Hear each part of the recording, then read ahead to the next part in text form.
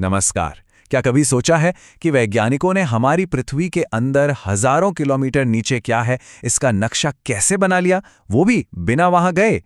यकीन मानिए, ये किसी जासूसी कहानी से कम नहीं है और आज हम इसी के रहस्यों से पर्दा उठाने वाले हैं। और यही तो सबसे बड़ा सवाल है। मतलब हम ये कैसे जान सकते हैं कि हमारे पैरों के नीचे हजारों किलोमीटर की गहराई में आखिर चल क्या रहा है? ये काम तो सुनने में ही नामुमकिन सा लगता है ना? तो फिर ये पता चला कैसे? अच्छा, इस चुनौती का अंदाजा लगाने के लिए जरा इन आंकड़ों पर गौर कीजिए। आज तक इंसान जमीन में जो सबसे गहरा गड्ढा कर पाया है वो है सिर्फ 12 किलोमीटर का।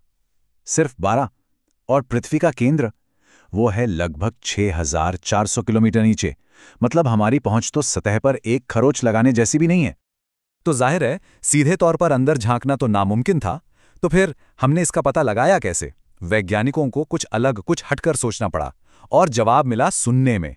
जी हां, पृथ्वी की अपनी धड़कनों को सुनकर। चलिए सबसे पहले उन तरीकों की बात करते हैं जिनसे हमने सीधे सीधे पृथ्वी के अंदर झांकने की कोशिश की, और ये भी समझते हैं कि ये कोशिशें क्यों नाकाम रहीं। देखिए, हमारी जितनी भी सीधी कोशिशें थीं वो बस सतह को कुरेदने जैसी थी। गहरी से गहरी खदानें वो भी सिर्फ 3 से 4 किलोमीटर तक ही जा पाती हैं, क्योंकि उसके बाद गर्मी इतनी बढ़ जाती है कि इंसान बर्दाश्त नहीं कर सकता। और साइंटिफिक ड्रिलिंग, उसका रिकॉर्ड 12 किलोमीटर का तो है, लेकिन वहां भी बेतहाशा गर्मी से मशीनें फेल हो गईं। हाँ, ज्वालामुखी से पिघली चट्टानें ऊपर आती हैं, पर वो भी हमें सिर्फ ऊपरी 400 किलोमीटर की ही झलक दे पाती हैं। मतलब 6000 किलोमीटर से ज्यादा का हिस्सा अब भी एक पहेली बना हुआ था। तो ठीक है, अगर हम सीधे अंदर नहीं जा सकते तो फिर रास्ता क्या है? यहीं पर वैज्ञानिकों को एक शानदार आइडिया आया। उन्हें जवाब मिला भूकंप में।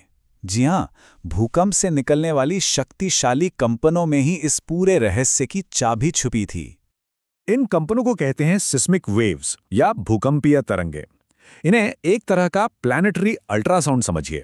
जब भूकंप आता है तो ये तरंगे पूरी पृथ्वी से होकर गुजरती हैं, और जब ये अलग अलग तरह के मटेरियल से टकराती हैं, जैसे ठोस चट्टान या पिघला हुआ लोहा, तो इनकी स्पीड और दिशा दोनों बदल जाती है। बिल्कुल वैसे ही जैसे हवा से पानी में जाने पर रोशनी की किरण मुड़ जाती है। अब इन तरंगों में दो तरह की तरंगे हमारे लिए सबसे जरूरी हैं। पहली हैं पी वेव्स। ये सबसे तेज होती हैं और इनकी खास बात यह है कि ये सॉलिड, लिक्विड, गैस सबसे गुजर सकती हैं। फिर आती हैं एस वेव्स। ये थोड़ी धीमी होती हैं, लेकिन इनकी एक बहुत बहुत ही जरूरी खासियत है। ये सिर्फ और सिर्फ ठोस चीजों से ही गुजर सकती हैं, लिक्विड से नहीं। और एस वेव्स की यही एक आदत कि वो तरल से नहीं गुजर सकती। बस यही एक चीज इस पूरी जासूसी कहानी का सबसे बड़ा सुराग, या कह लीजिए कि मास्टर की साबित हुई। इसी एक जानकारी ने पृथ्वी के सबसे गहरे राज पर से पर्दा उठाया। तो सवाल यह है कि वैज्ञानिकों ने इस सुराग का इस्तेमाल किया कैसे। उन्होंने पूरी दुनिया में सिस्मोमीटर यानी भूकंप को नापने वाली मशीनें लगा दी। अब जब भी कहीं भूकंप आता तो ये मशीनें रिकॉर्ड करती कि पी वेव्स और एस वेव्स कहां-कहां और कब पहुंची। और यहीं उन्हें एक बहुत ही अजीब चीज देखने को मिली। कुछ बड़े बड़े इलाके ऐसे थे जहां ये तरंगे पहुंच ही नहीं रही थी। इन गायब इलाकों को नाम दिया गया शैडो जोन। सबसे पहले उन्होंने पी वेव्स को देखा। उन्होंने पाया कि भूकंप के केंद्र से 105 और 145 डिग्री के बीच एक ऐसा एरिया था जहां पी वेव्स सीधी नहीं पहुंच रही थीं। ऐसा इसलिए हो रहा था क्योंकि ये तरंगें पृथ्वी के केंद्र से गुजरते वक्त मुड़ जाती थीं या रिफ्रैक्ट हो जाती थीं। ये पहला पक्का सबूत था कि पृथ्वी के केंद्र में कुछ ऐसा है जो ऊपर की मेंटल परत से बिल्कुल अलग और ज्यादा घना है। लेकिन असली गेम चेंजर तो एस वेव्स का डेटा था। जहां पी वेव्स सिर्फ मुड़ रही थीं, वहीं एस वेव्स 105 डिग्री के बाद पूरी तरह से गायब थीं। एक विशाल शैडो जोन जहां एक भी एस वेव रिकॉर्ड नहीं हुई। और ऐसा क्यों हुआ? याद है, एस वेव्स तरल से नहीं गुजर सकतीं। इसका मतलब साफ था, पृथ्वी के अंदर एक बहुत बड़ी विशाल तरल परत मौजूद है जो इन तरंगों को रोक रही थी। तो बस इन सारे सुरागों को एक साथ जोड़कर वैज्ञानिकों ने आखिरकार पृथ्वी के अंदर की पूरी तस्वीर बना ली। एक ऐसी तस्वीर जिसे किसी ने अपनी आंखों से नहीं देखा, लेकिन जिसे भूकंप की तरंगों ने हमें दिखाया है। तो चलिए अब इस तस्वीर को परत दर परत समझते हैं। सबसे पहली और सबसे बाहरी परत है क्रस्ट। ये वो पतली चट्टानी परत है जिस पर हम सब रहते हैं। हमारे पहाड़, हमारे महासागर, सब कुछ इसी पर है। इसकी मोटाई जगह जगह बदलती है, कहीं 5 किलोमीटर तो कहीं 70 किलोमीटर तक। क्रस्ट के ठीक नीचे शुरू होता है मैंटल। ये करीब 2900 किलोमीटर मोटी, गर्म और एक तरह से सेमी सॉलिड चट्टान की परत है। इसका एक ऊपरी हिस्सा, जिसे एस्थीनोस्फेयर कहते हैं, काफी मजेदार है।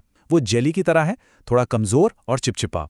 और इसी परत पर हमारी टेक्टोनिक प्लेट्स किसी नाव की तरह तैरती हैं। इसके बाद आता है हमारा मेन प्लेयर, आउटर कोर यानी बाहरी कोर। ये वही हिस्सा है जिसके बारे में हमें एस वेव्स ने बताया। ये पिघले हुए लोहे और निकल का एक बहुत बड़ा समंदर है, करीब 2200 किलोमीटर मोटा। और सबसे जरूरी बात, ये लगातार घूम रहा है और इसी की वजह से हमारी पृथ्वी का मैग्नेटिक फील्ड बनता है, वो अदृश्य कवच जो हमें सूरज की खतरनाक रेडिएशन से बचाता है। और फिर सबसे आखिर में पृथ्वी के बिल्कुल केंद्र में है इनर कोर यानी आंतरिक कोर। और यहां एक बहुत ही दिलचस्प पहेली है। इसका तापमान सूरज की सतह से भी ज्यादा है, करीब 6000 डिग्री सेल्सियस। लेकिन फिर भी ये ठोस है, एक सॉलिड गेंद। ऐसा कैसे? जवाब है अकल्पनीय दबाव।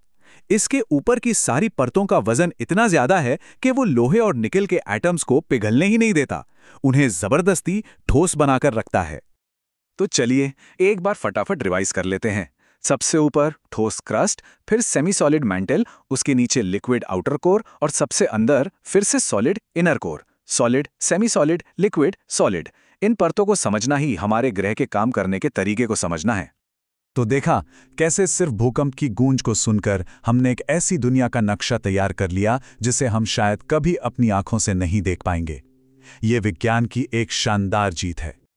और जाते जाते एक सवाल, हमने जाना कि घूमता हुआ तरल बाहरी कोर ही हमारे ग्रह का सुरक्षा कवच यानी मैग्नेटिक फील्ड बनाता है।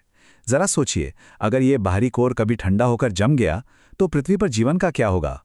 ये सवाल हमें याद दिलाता है कि हमारे पैरों के नीचे की ये अदृश्य दुनिया हमारे अस्तित्व के लिए कितनी जरूरी है।